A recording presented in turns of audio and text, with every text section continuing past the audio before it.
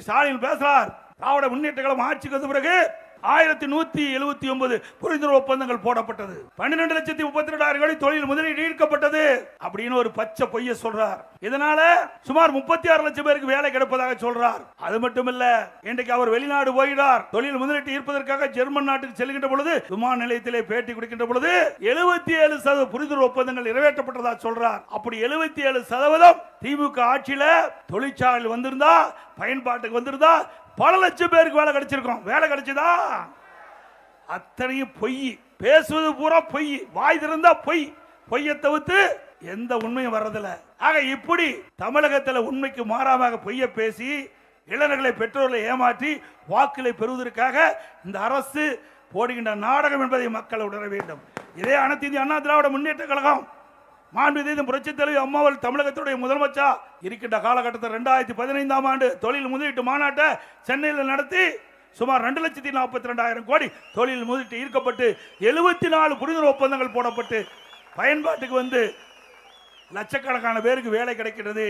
அதே வழியில் வந்து அனைத்து இந்திய அண்ணா திராவிட முன்னேற்ற கழக அரசாங்கம், அம்மாவுடைய அரசாங்கம் 2014 2021 வரை 2019ஆம் ஆண்டு தொழில் முதலீட்டாளர் மாநாட்டை சென்னையில் நடத்தி 3,05,000 கோடி தொழில் முதலீட்டு ஈர்க்கப்பட்டு 304 புரிந்துணர்வு ஒப்பந்தங்கள் போடப்பட்டு பயன்பாட்டுக்கு வந்து லட்சக்கணக்கான பேருக்கு வேலை கிடைக்குது. இது அதிமுக ஆட்சியுடைய நிலைப்பாடு. இன்னைக்கு அதிமுக ஆட்சியில் தான் படித்த இளைஞர்களுக்கு வேலை வாய்ப்பு உருவாக்கி தந்தோம்.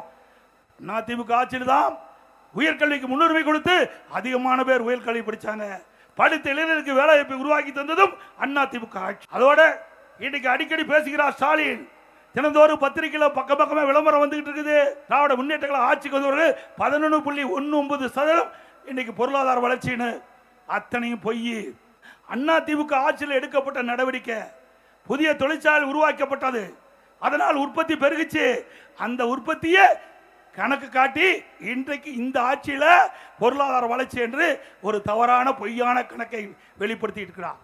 இன்னைக்கு விவசாயம் 65% விவசாயத்தை நம்பி வாழ்ந்து கொண்டிருக்கிறார்கள். அந்த 65% விவசாயியுடைய பொருளாதார வளர்ச்சி வெறும் 3%. கொரோனா காலம் அதிமுக ஆட்சி 5.5% விவசாயியுடைய பொருளாதார வளர்ச்சி. இதை ஒப்பிட்டு பார்க்க வேண்டும். அனைத்து இந்திய அண்ணா திராவிட முன்னேற்ற கழக ஆட்சியை பொறுத்த வரைக்கும் மக்கள் கஷ்டப்படல, துன்பப்படல, துயரம்படல, வேதனை அடையல. இன்றைக்கு திராவிட முன்னேற்ற கழக ஆட்சி வந்த பிறகு அவர் குடும்ப ஆட்சியாக மாறிவிட்டது, வாரிசு அரசியலாக வந்துவிட்டது. நாட்டு மக்களை பற்றி கவலைப்படாத ஒரு அரசாங்கமா இன்றைய அரசாங்கம் செயல்பட்டுக் கொடுக்கின்றதை நாம் எண்ணி பார்க்க வேண்டும்.